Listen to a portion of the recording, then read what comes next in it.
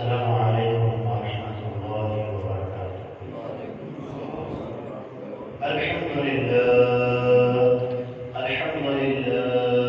نحمده ونستعينه ونستغفره ونعوذ بالله من شرور أنفسنا ومن سيئات أعمالنا.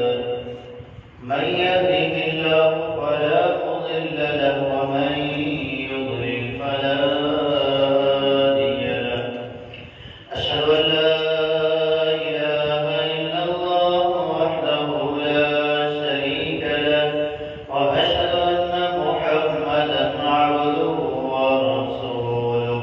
اللهم صل على محمد وعلى آل محمد كما صليت على إبراهيم وعلى آل إبراهيم إنك حميد مجيد. اللهم بارك على محمد وعلى آل محمد كما باركت على إبراهيم وعلى آل إبراهيم إنك حميد مجيد. أما بعد فإن أحسن الحديث كتاب الله وخير الهدي هدي محمد صلى الله عليه وسلم وشر الأمور محدثاتها وكل محدثة بدعة وكل بدعة ضلالة وكل ضلالة في النار. قال الله تبارك وتعالى في القرآن المجيد والفرقان الحميد: أعوذ بالله السميع العليم من الشيطان الرجيم. يا أيها الذين آمنوا اتقوا الله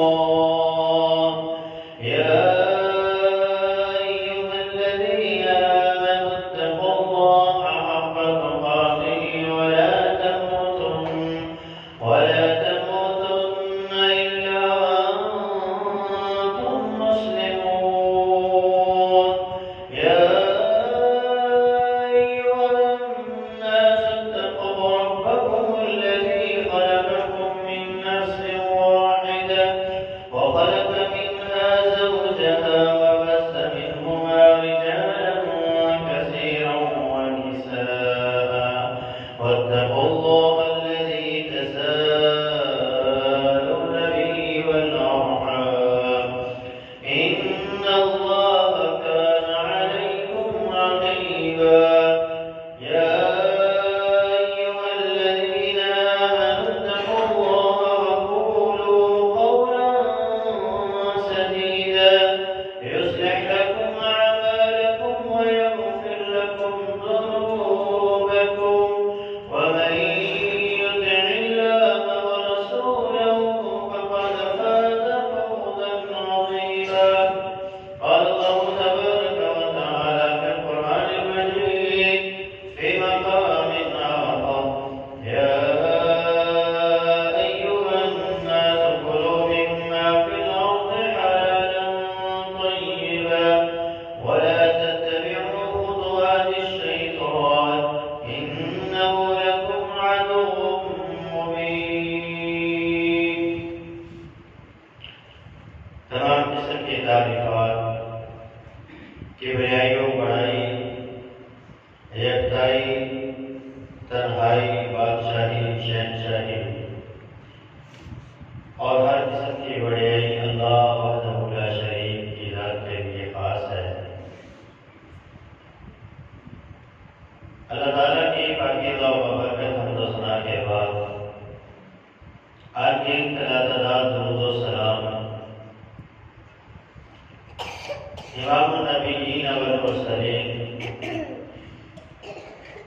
सय्यदुल हरमैन वल क़िबलतैन इमामुल हरमैन वल क़िबलतैन सय्यदुस सक़लैन सय्यदुल अव्वलीन वल आखिरीन रहमतुल लिल आलमीन शफीउल मुज़निबीन जनाब मुहम्मदुर रसूलुल्लाह सल्लल्लाहु अलैहि वसल्लम की ज़ात अक़दस पर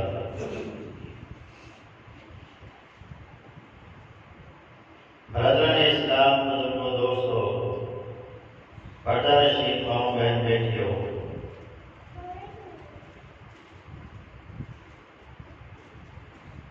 جیسا کہ گزشتہ خطبہ جمعہ میں یہ بتلایا گیا تھا کہ آج کا خطبہ جو ہے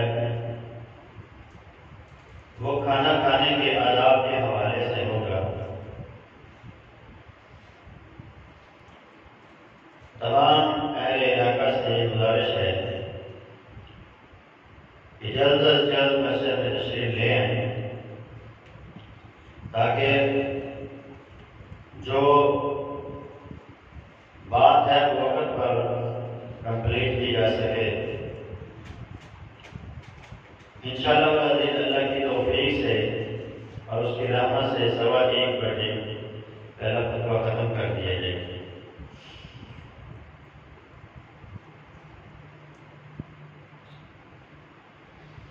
جس بندے کا یہ دعویٰ ہے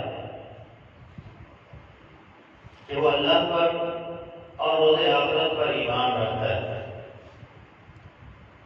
اس بندے کے لیے زندگی کے ہر موقع پر اور زندگی کے ہر خوشی اور غمی، ہر اچھے اور برے وقت میں رسول اللہ صلی اللہ علیہ وسلم کی سیرت سے نمونہ حاصل کرنا ضروری ہے۔ جیسا کہ قرآن مجید فرقان حمید میں اللہ تعالیٰ نے ارشاد فرمایا، لَقَدْ كَانَ لَكُمْ فِي رَسُولِ اللَّهِ أُسْوَةٌ حَسَنَةٌ لِمَنْ كَانَ يَرْجُو اللَّهَ وَالْيَوْمَ الْآخِرَ۔ تم میں سے جو بندہ اللہ پر روز آخرت پر ایمان رکھتا ہے اس کے لیے رسول اللہ صلی اللہ علیہ وسلم کی سیرت بہترین نمونہ ہے، اس کے لیے زندگی گزارنے کے لیے ماڈل اور آئیڈیل جو ہستی ہے وہ محمد رسول اللہ صلی اللہ علیہ وسلم کی ہستی ہے۔ رسول اللہ صلی اللہ علیہ وسلم وہ ہستی ہیں کہ جنہوں نے ہر چھوٹے سے چھوٹا عمل جس میں خیر و شدت وہ بھی امت کو بتلایا، اور ہر وہ عمل چاہے وہ چھوٹا ہے یا بڑا ہے اس کے اندر اگر شر ہے تو اس کے بارے میں بھی امت کو مطلع کر دیا۔ تو رسول اللہ صلی اللہ علیہ وسلم کی کھانا کھانے کے حوالے سے کیا سیرت ہے؟ نبی علیہ السلام کی سیرت میں یہ پہلی چیز ہے کہ آپ ہمیشہ حلال کھاتے ہیں، اور کھانا کھانے کا پہلا ادب یہ ہے کہ جب بھی کھائیں حلال کھائیں، حلال کمائیں اور حلال ہی کھائیں۔ جب آپ حلال کھائیں گے تو آپ کی زندگی میں سکون اور راحت آپ کو نصیب ہوگی، اور جب آپ کی زندگی میں ہماری زندگیوں میں حرام ہوگا تو پھر کبھی ہمیں راحت کی نیند، سکون کی نیند نصیب نہیں ہو سکتی، کبھی زندگی میں سکون نام کی چیز میسر نہیں آئے گی۔ اس لیے شریعت نے جو حکم دیا ہے حلال کھانے کا وہ کس قدر اہم ہے۔ قرآن مجید فرقان حمید میں اللہ تعالیٰ نے ارشاد فرمایا، پہلی آیت، یا ایھا الناس کلوا مما فی الارض حلالا طیبا، اے دنیا کائنات کے اندر بسنے والے تمام انسان حلال کھاؤ اور طیب اور پاکیزہ کھاؤ، حلال اور طیب چیز کھاؤ۔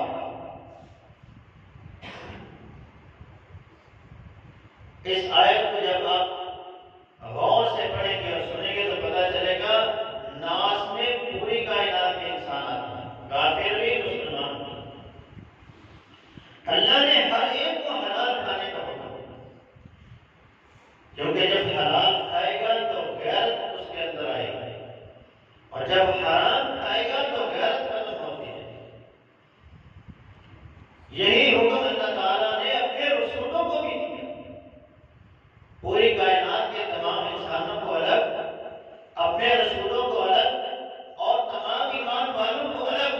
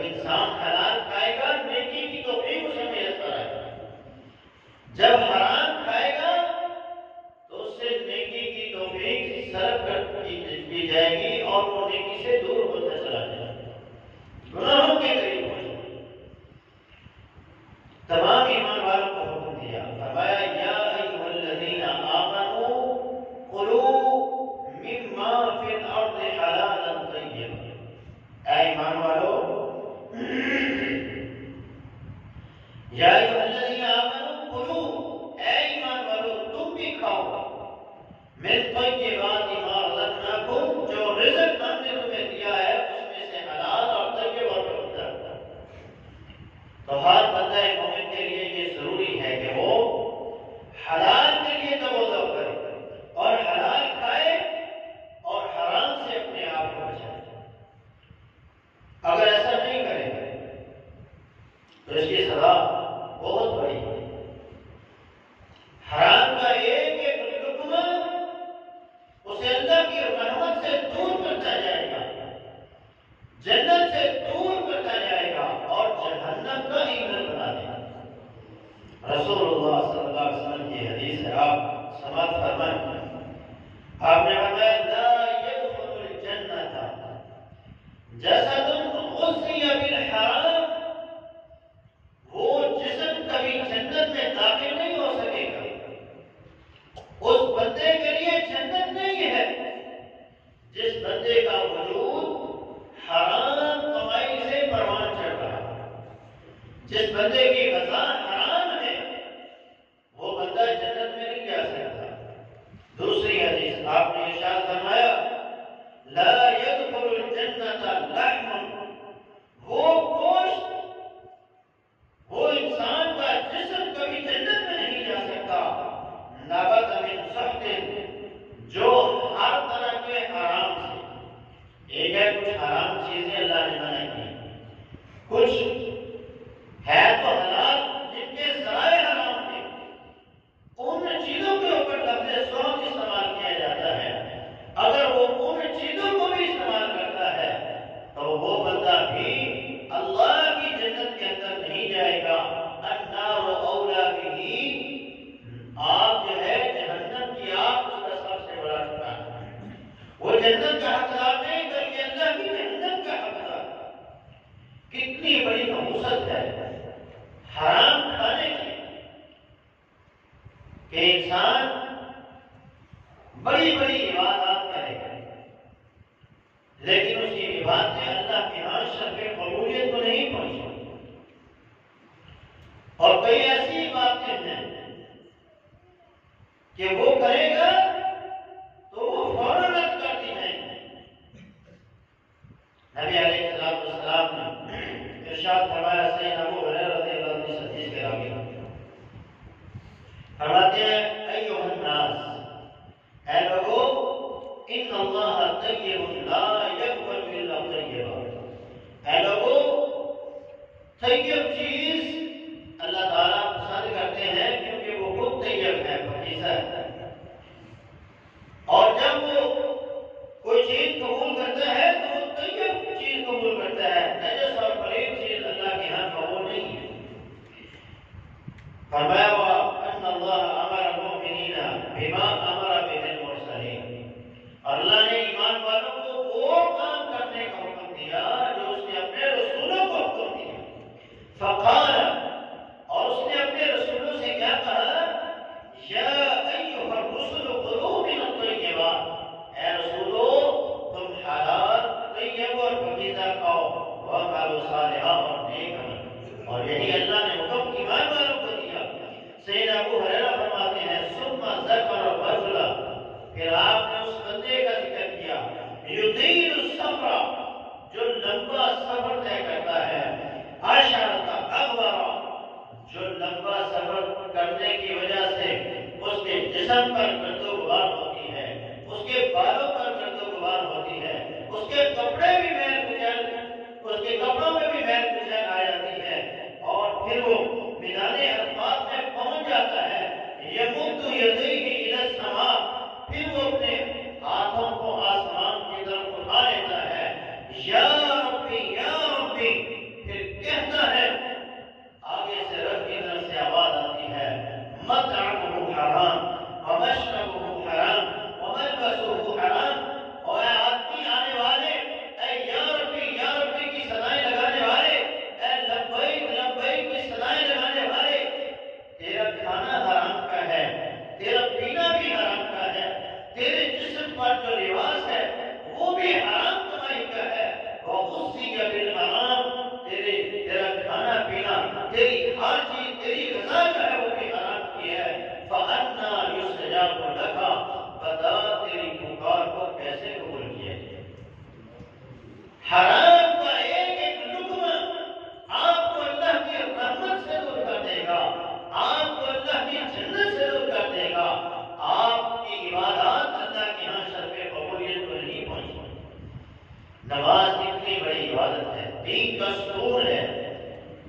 یہ عبادت بھی اللہ کے ہاں قبول نہیں ہوگی، وہاں حج قبول نہیں ہوا، یہاں اس کی زکات قبول نہیں ہو رہی۔ سیدنا عبداللہ ابن عباس رضی اللہ عنہ اس حدیث کے راوی ہیں، فرمایا لا يقبل اللہ صلاۃ امرئ فی جوفہ حرام، وہ بندہ جس کے پیٹ میں حرام کا کھانا ہو اور پھر وہ اللہ کے سامنے کھڑا ہو کے نماز پڑھے تو اس کی نماز اللہ کے ہاں قبول نہیں ہوتی۔ حرام کھانے کے باوجود لوگ کہتے ہیں ہم بڑی نمازیں پڑھتے ہیں، بڑے حاجی نمازی ہیں، اللہ کے بندو آپ کی کوئی عبادت اللہ کے یہاں قبول ہو نہیں سکتی جب تک آپ حرام کو چھوڑیں گے۔ اگر آپ کی روش یہی رہی کہ آپ حرام کھاتے رہے تو یاد رکھیے آپ کی کوئی عبادت بھی اللہ کے ہاں قبول نہیں ہو سکتی۔ صدقہ کتنی بڑی عبادت ہے، زکات کتنی بڑی عبادت ہے، وہ بھی اللہ کے ہاں قبول نہیں ہوتی۔ عبداللہ ابن عمر رضی اللہ عنہ حدیث کے راوی فرمایا اللہ کے رسول صلی اللہ علیہ وسلم نے لا تقبل صلاۃ بغیر طہور، کوئی نماز بغیر طہارت کے قبول نہیں ہوتی، یعنی آپ وضو نہیں کریں گے تو آپ کی عبادت اللہ کے ہاں نماز قبول نہیں ہے۔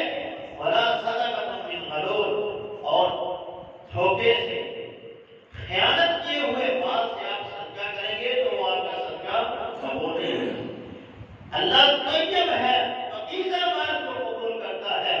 اگر آپ حرام کما کے، اگر آپ حرام مال سے، چوری کے مال سے، ڈاکے کے مال سے، سود کے مال سے آپ زکات دیں گے تو وہ آپ کی زکات بھی اللہ کے یہاں قبول نہیں ہوگی۔ حرام اور اللہ کی لعنت کا مستحق ہے، اس پہ اللہ کی لعنت برستی ہے۔ زندگی میں سکون کیسے آتا ہے؟ جس پر صبح شام اللہ کی لعنتیں برس رہی ہوں، وہ کہے میری زندگی میں سکون آئے، اس کی زندگی میں کیسے سکون آ سکتا ہے؟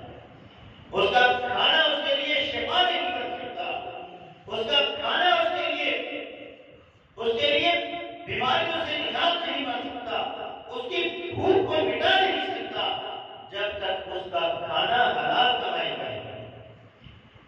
نبی علیہ السلام نے فرمایا، سیدنا عبداللہ ابن عمر رضی اللہ عنہ اس حدیث کے راوی فرمایا لعن رسول اللہ صلی اللہ علیہ وسلم علی الراشی والمرتشی، اللہ کے رسول نے رشوت لینے والے پر بھی اور رشوت دینے والے دونوں پر لعنت کی۔ اب جو بندہ حرام کا ارتکاب کرے، رشوت لے اور رشوت لینے کے بعد زکات دے تو اس کی زکات قبول نہیں ہے، رشوت لے کھانا کھائے اور نماز پڑھے اس کی نماز قبول نہیں ہے، رشوت لے رشوت لینے کے بعد حج کرتا ہے اس کی حج قبول نہیں ہے، وہ دعائیں کرتا ہے اس کی دعائیں قبول نہیں ہوتی۔ اور اللہ کے بندوں پھر اس کام کو چھوڑ دو، کبھی بھی آپ رشوت نہ لیں اور اس کام سے اپنے آپ کو بچا لیں، حلال کھائیں۔ حرام کی بڑی نحوست ہے۔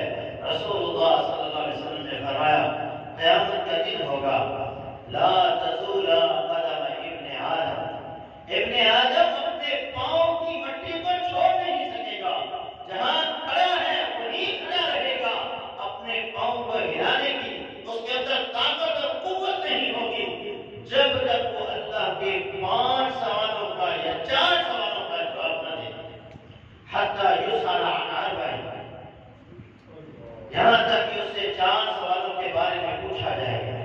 پہلا سوال عن عمرہ فیما افنیٰ، تجھے میں نے 40، 50، 100 سال کی زندگی دی تھی، بتا یہ زندگی تو کہاں صرف کر کے آیا؟ تیری یہ زندگی جو تجھے دی گئی تھی، اس زندگی کے اندر اللہ کو خوش کیا تھا یا نہیں کیا تھا؟ اللہ کو راضی کیا تھا یا نہیں کیا تھا؟ اطاعت اور فرما برداری کے ساتھ تو نے یہ زندگی گزاری تھی یا نہیں گزاری؟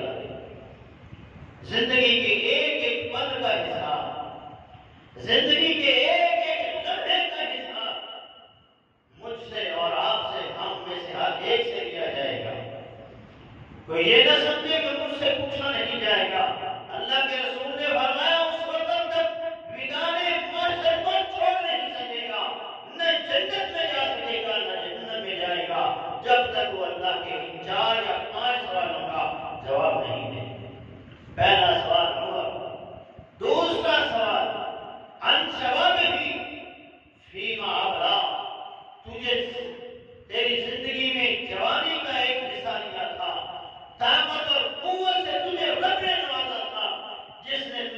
قوت اور طاقت عطا کی تھی، بتا تو نے اس کے لیے اس جوانی میں کیا کیا تھا؟ یہ جوانی تو نے اللہ کی عبادت کے اندر پروان چڑھائی، یا تو نے اس جوانی کو چوک اور چراغوں کی زینت بنا دیا، یا تو نے اس جوانی کو موبائل اور نیٹ کے سپرد کر دیا، یا تو نے اسے اپنی بغاوت اور سرکشی کے اندر اڑا دیا؟ بتا تجھے یہ جوانی کا حصہ دیا گیا تھا، تو اسے کہاں صرف کر گیا ہے؟ ہر بندے نے اس سوال کا جواب دینا ہے۔ کبھی تنہائیوں میں بیٹھ کے گریبانوں میں جھانکیے تو صحیح کہ میں اپنی جوانی کو کہاں صرف کر کے آیا۔ میں بوڑھا ہوں تو میں نے اپنی زندگی کے 50-100 سال یا 50-70-80 سال کہاں صرف کیے؟ کبھی تنہائیوں میں بیٹھ کے گریبانوں میں جھانکیے۔ اگر جوان ہیں تو سوچئے میں اپنی جوانی کو کہاں لگا رہا ہوں۔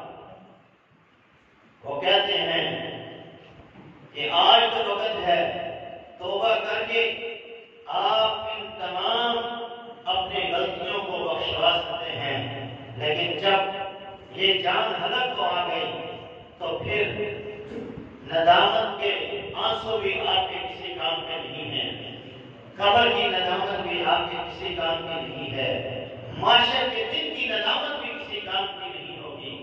آج وقت ہے، آج زندگی میں اگر اللہ نے مہلت دے دی ہے تو پلٹ آئیے اپنے رب کی طرف، لوٹ آئیے اپنے خالق و مالک کی طرف، اس کی اطاعت اور اس کی فرما برداری کے اندر اپنی زندگی کو گزار دیجیے۔ جو جو کمیاں ہیں، جو جو کوتاہیاں ہیں، جو جو سستیاں ہیں، ان کو دور کر کے اللہ کے فرما بردار بنتے بن جائیں۔ تیسرا سوال ہوگا جس کا ہمارے موضوع کے ساتھ تعلق ہے، المال ہی، تو نے مال دنیا میں کمایا تھا، وہ مال کمانے کے ذرائع کیا تھے؟ حلال تھے یا حرام تھا؟ مال کمایا تھا، کیسے کمایا تھا؟ حلال کمانے کے بعد حلال جگہوں پہ لگایا یا غلط جگہوں پہ لگایا؟ حلال کمانے کے بعد اس حلال کمائی سے شراب تو نہیں پیتا رہا، زنا تو نہیں کرتا رہا، رب کی بغاوت کے اوپر وہ پیسہ لگاتا تو نہیں رہا۔ حلال کمایا ہے تو حلال کے بارے میں بھی پوچھا جائے گا، لگایا کہاں پر تھا؟ کمانا بھی حلال ہے اور لگانا بھی حلال جگہوں پہ ہے، تو پھر آپ اس سوال کے جواب میں کامیاب ہوں گے۔ چوتھا اور پانچواں سوال، تجھے علم دیا گیا تھا، علم کتنا حاصل کیا اور اس پر عمل کتنا کیا؟ تو یہ 5 سوال، ان 5 سوالوں کے بارے میں ہم میں سے ہر ایک سے پوچھا جائے گا، تو اس دن کی ندامت سے بچنے کے لیے، پریشانی سے بچنے کے لیے زندگی کا ہر لمحہ، ہر سانس، ہر قدم سوچ سمجھ کے اٹھائیے کہ میں اپنا قدم کہاں رکھ رہا ہوں، کس طرف جا رہا ہوں۔ یہ رستہ جنت کی طرف جا رہا ہے یا جہنم کی طرف جا رہا ہے؟ یہ رستہ مجھے رب کی رحمت کے قریب کر رہا ہے یا رب کے غضب کی طرف لے کے جا رہا ہے؟ یہ رستہ مجھے اللہ کے قریب کر رہا ہے یا اللہ کی نافرمانی کی طرف لے کے جا رہا ہے؟ حلال کھائیے، اگر آپ کما رہے ہیں تو حلال کمائیں، اور پھر اس حلال کمائی کو آپ استعمال کریں تو حلال جگہوں پہ کریں، کیونکہ جیسے جیسے وقت گزرتا جا رہا ہے فتنے ایسے آ رہے ہیں۔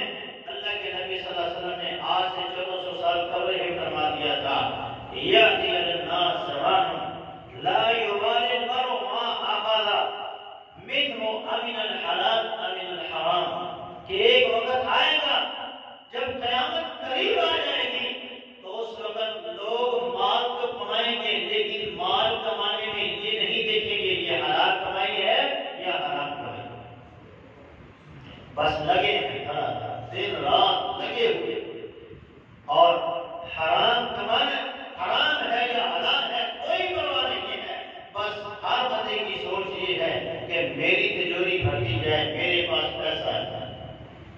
پیسہ زیادہ کمانا یہ بہادری نہیں ہے، حلال کمائے اس کے اندر آپ کے لیے راحت بھی ہے، سکون بھی ہے۔ جتنا زیادہ پیسہ کمائیں گے اتنا زیادہ قیامت کے دن جتنا زیادہ آپ کے پاس مال و دولت ہوگا اتنا کھڑا اور سخت حساب ہوگا۔ دنیا میں اگر حساب لیا جائے لوگوں سے تو لوگ دنیا میں حساب نہیں دے سکتے، اللہ کا حساب اتنا سخت ہے۔ دنیا کی عدالت میں جب کسی کو پکڑتی ہے ان سے حساب مانگتی ہے تو وہ دنیا میں اپنا حساب نہیں دے سکتا، قیامت کے لیے کیسے حساب کیا جائے؟ جہاں تو ایک ایک پل کی اسے خبر ہے۔ آج تو ہم ادھر ادھر کر کے نکل جاتے ہیں، انکم ٹیکس والوں کو بھی دھوکہ دے دیتے ہیں، پولیس کو بھی دھوکہ دے دیتے ہیں، جو سرکاری ملازمین ہیں ان کو بھی دھوکہ دے دیتے ہیں، اپنوں کو بھی دھوکہ دیتے ہیں، فلانوں کو بھی دے دیتے ہیں، لیکن یاد رکھیں وہ اللہ کی عدالت ہے، وہاں سے بچنا بہت مشکل ہے، وہاں سے آپ بچ نہیں سکتے۔ اگر حلال ہے تو پھر بچیں گے، حرام ہے تو آپ کا بچنا یقینی ہوگا۔ اس لیے حلال کمائیں، حلال کمانے والے اور حلال کھانے والوں میں جب آپ حلال کھائیں گے تو آپ میں غیرت آئے گی، اور جب حرام کھائیں گے تو غیرت ختم ہوگی۔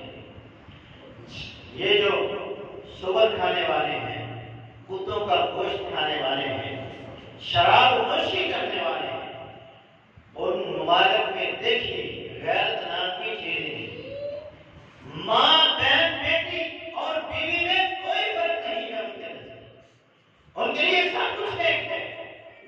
یہ غیرت ہمیں حلال سکھاتا ہے۔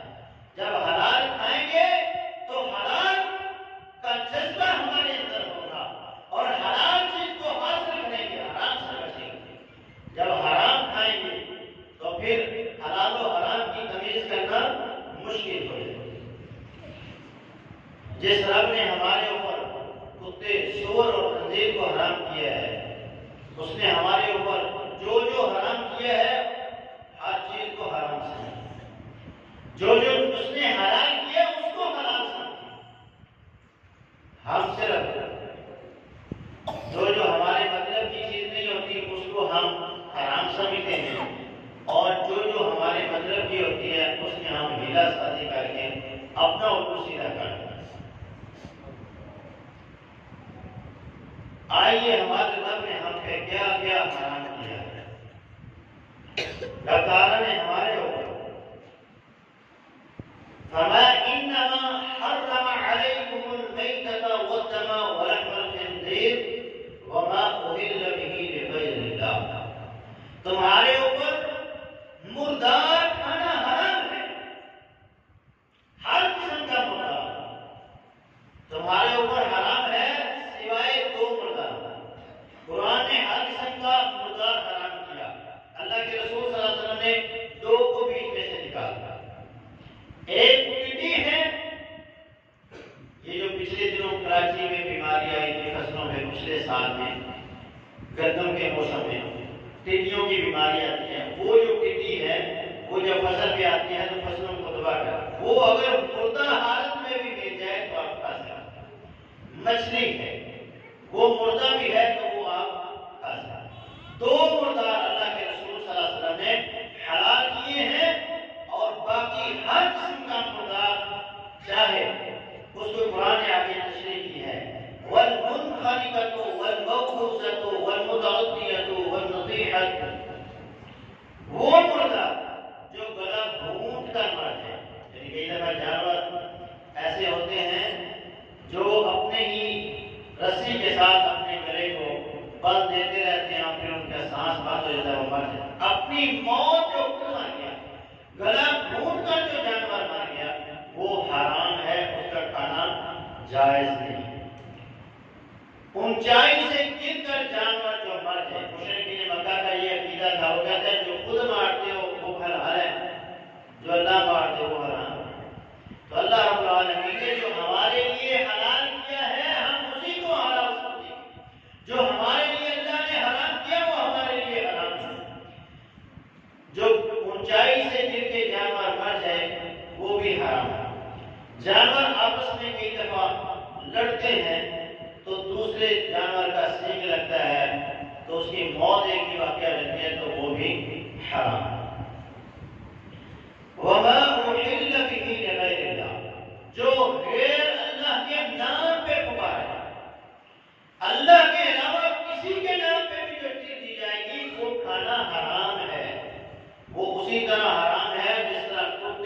سور کو کھانا حرام ہے۔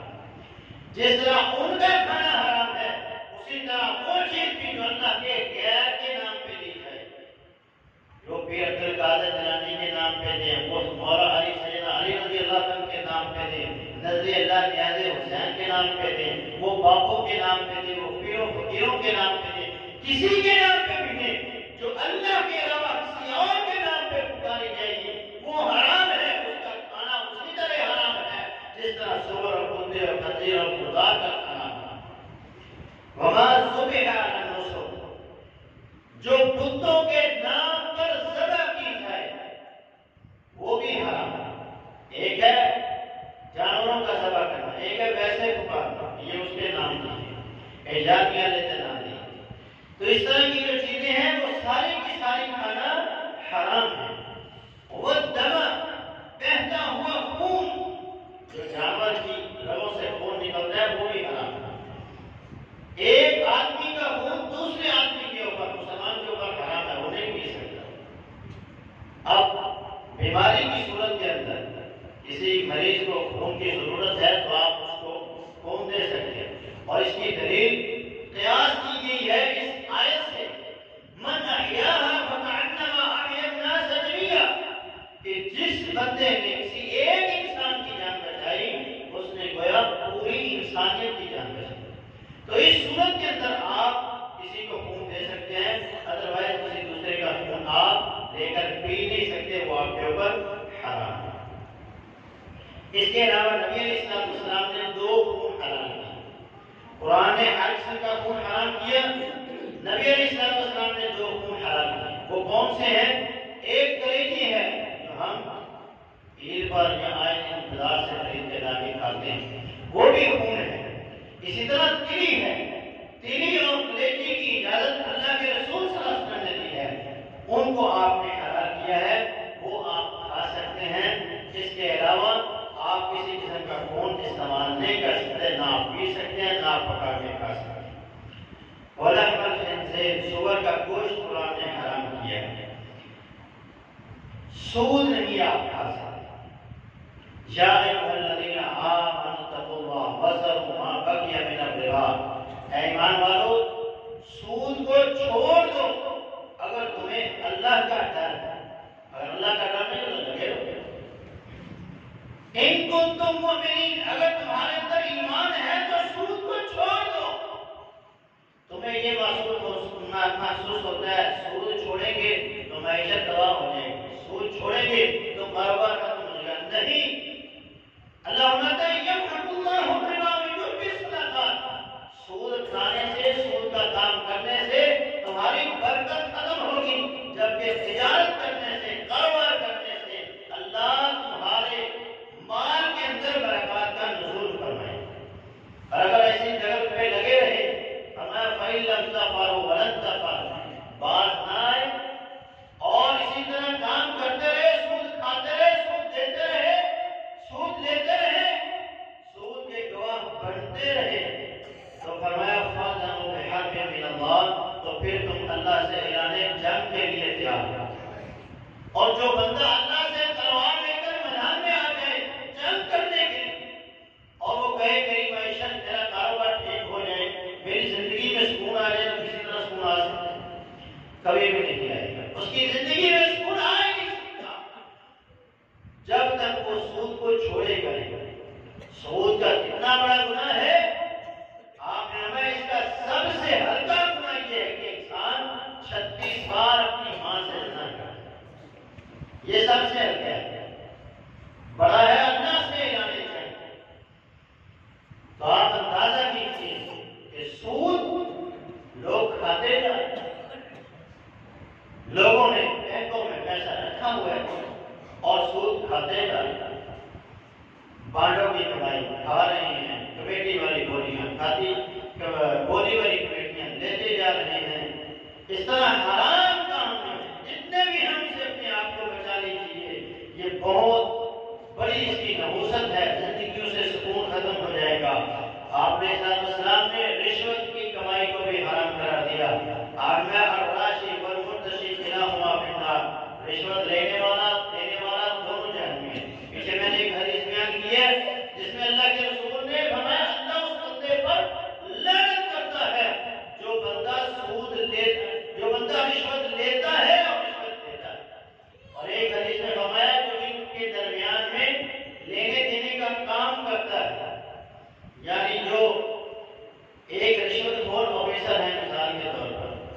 تو اب وہ خود تو مانگتا نہیں، اس نے چیلے رکھے ہوئے ہیں، وہ لوگوں کو کہتے ہیں باجی اتنے پیسے دو گے تو کام ہوگا، نہیں تو کام نہیں ہوگا۔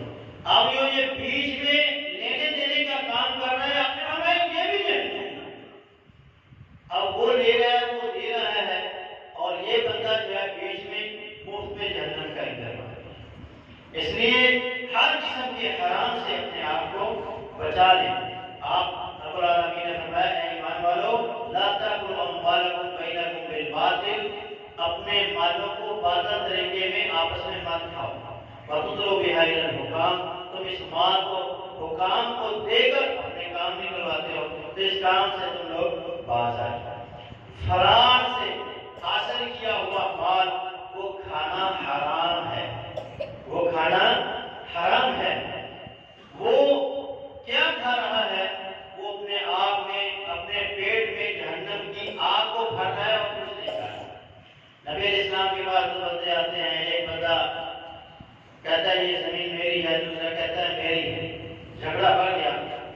اللہ کے رسول نے جب ان کی بات سنی تو فیصلہ دینے سے پہلے آپ نے فرمایا میں بھی انسان ہوں، تم میں سے اگر کوئی بندہ چرب زبانی کے ساتھ، جس طرح ہماری عدالتوں میں ہوتا ہے جو وکیل زیادہ پوائنٹ اٹھانے والا ہوتا ہے، جس کو زیادہ سمجھ بوجھ ہوتی ہے، وہ دوسرے کو زہر کاٹ دیتا ہے، اس طرح آپ نے فرمایا تم مجھے اپنی چرب زبانی سے مطمئن تو کر سکتے ہو، لیکن یاد رکھو اگر تم میں سے کسی بندے نے کسی کا ناحق مال مجھ سے لے لیا، وہ یاد رکھے یہ نہ کہے کہ میں نے محمد رسول اللہ سے فیصلہ کروایا صلی اللہ علیہ وسلم اور یہ میرا حق ہے، میں وہ یاد رکھے انما اقتل قطعۃ من النار، میں اسے وہ زمین کا ٹکڑا نہیں بلکہ جہنم کا ٹکڑا کاٹ کے دے رہا ہوں۔ تو کسی کا حق مال آپ نہیں کھا سکتے۔ یہاں دیکھیں قرآن مجید میں یتیموں کا مال کھانے والوں کے بارے میں فرمایا انما یأکلون فی بطونہم نارا، یہ لوگ اپنے پیٹ میں سوائے جہنم کی آگ کے اور کچھ نہیں کرتے۔ چوری اور ڈکیتی کا مال، چوری کر کے کسی کے گھر سے یا کسی کی دکان پہ چوری کر لی یا کسی کی فیکٹری میں چوری کر لی، یا راہ جاتے بندوں کو روک کر ان کو لوٹ لیا، کسی کے گھر میں زبردستی گھس کے ان سے لوٹ لیا، چوری ہے چھپے چھپے کسی کو پتہ نہ چلا ساری چیز، اور ڈاکہ ہے ہاتھوں ہاتھ جا کے ان کو اٹھا کے گن پوائنٹ پہ ان سے زبردستی چیز کو لے، یہ بھی حرام۔ ہمارے یہاں ایک بڑی سائنس پائی جاتی ہے، وہ بندہ بڑا نہیں ہوتے چوریاں کر کے امیراں کو کھو کے غریباں کو دیتا ہے، یہ بھی ظلم ہے، وہ بھی حق ہے، حرام ہے، کیونکہ کسی کی محنت کو چھین کر کسی کو دینا یہ بھی حرام ہے۔ اس نے اپنی محنت کے بلبوتے پر اپنے علم کی وجہ سے اللہ کی رحمت کے ساتھ اس نے کوشش کی، اللہ نے اسے عطا کیا، اب اس کا مال چھین کر آپ کسی اور کو دے رہے ہیں تو یہ نہ حق۔ اگر وہ غلط کر رہا ہے تو وہ اس کی سزا بھگتے گا، اگر اپنے مال سے زکات نہیں دیتا یا غربا مساکین کا حق نہیں دیتا تو وہ جانے اور اس کا رب جانے، وہ معاملہ اس کا اور رب کا ہے، ہمارا نہیں ہے۔ تو آپ یہ جو سائنس ہے یہ بھی بڑی غلط ہے، یہ ایسا کبھی آپ نہ کریں، جس کا مال ہے اسی کے پاس رہنے دیں، کسی سے آپ چھین کر نہ کھا سکتے ہیں نہ کسی دوسرے کو دے سکتے ہیں، اس کی سزا شریعت نے مقرر کی ہے۔ اگر کوئی بندہ چوری کرتا ہے تو ہمیں اس کا ہاتھ کاٹ دیا جائے، اگر ڈاکہ ڈالتا ہے تو ساتھ میں اس کا ایک پاؤں بھی کاٹ دیا جائے، اگر پھر بھی وہ بات نہیں آتا، فتنے اور فساد کے اندر حد سے بڑھ گئے ہیں تو پھر فرمایا ان کو چوکوں میں کھڑے کر کے ان کو گولیاں مار دی جائیں، ان کی گردنیں اڑا دی جائیں۔ اسی طرح شراب آپ نہیں پی سکتے، اللہ نے اس کا پینا حرام کیا ہے، اور اس کی کمائی نشہ اور چیزوں کی جتنی کمائی ہے وہ ساری کی ساری حرام ہے، وہ آپ استعمال نہیں کر سکتے۔ اللہ نے فرمایا انما الخمر والمیسر والانصاب والازلام رجس من عمل الشیطان فاجتنبوه، فرمایا لوگوں شراب بھی اللہ نے حرام کی ہے، جوا بھی حرام کیا ہے، شراب پینا، شراب بیچنا، شراب خریدنا، شراب بنانا، ہر طرح جتنا بھی معاملہ سب اسی کے زمرے میں آتا ہے، اور جوا ہے، جوا اور جوئے کی کمائی سب حرام ہے۔ والانصاب بت بنانا، بت پرستی کرنا، بت پرستی کی کمائی، بتوں کو بیچ کر ان کی کمائی، یہ سب حرام ہے۔ والاسلام 5 سے کے تیر، یہ جو فال نکالتے ہیں، نجومیوں کی کمائی، یہ تمام قسم کی کمائیاں حرام ہیں، یہ شیطانی عمل ہے۔ اللہ کہتے ہیں ان سے بچ جاؤ۔ اور آگے اللہ نے فرمایا فَهَلْ أَنْتُمْ مُنْتَهُونَ، تم کیوں نہیں اس چیز سے باز آئے، کیوں نہیں تم لوگ اس چیز کو چھوڑ دیں؟ تو ان تمام چیزوں کو چھوڑ دینا ہے۔ نشہ اور ہر قسم کی چیز، چاہے سگریٹ ہے، سوار ہے، جو بھی ہے، ہر چیز سے آپ اپنے آپ کو بچائیں، اور اس کا ایک کش، ایک پینے والے بندے کی 40 سے کہ اللہ عبادت کو قبول نہیں فرماتا۔ اسی طرح جو بندہ شراب پیتا رہا، نشہ اور چیزوں کو استعمال کرتا رہا، توبہ نہ کر، مر گیا اس کی حالت کے اندر، یاد رکھیے اللہ کے رسول صلی اللہ علیہ وسلم نے فرمایا کہ اس بندے کو طینۃ الخبال پلائی جائے۔ طینۃ الخبال کیا ہے؟ کہ جب جہنمیوں کو اللہ سزا سے دوچار کرے گا تو ان کے زخموں سے جو پیپ کچلہو گندا خون نکلے گا، وہ جس جگہ جائے گا وہ ایک جگہ پہ اکٹھا ہوگا، تو وہ ان کو پلایا جائے گا جس دنیا میں نشہ چیزوں کا استعمال کرتے۔ اس لیے ہر قسم کی جو چیز جس کے اللہ نے کھانے پینے سے منع کیا ہے اس سے رک جانا چاہیے۔ کھانے پینے کے آداب میں پہلا ادب یہ ہے کہ آپ حلال کمائیں، حلال کھائیں اور طیب اور پکیزہ چیزوں کو استعمال کریں۔ کسی قسم کی حرام چیز وہ جس مرضی زاویے سے ہو، اگر وہ حرام ہے تو اس کا کھانا پینا ہم سب کے اوپر حرام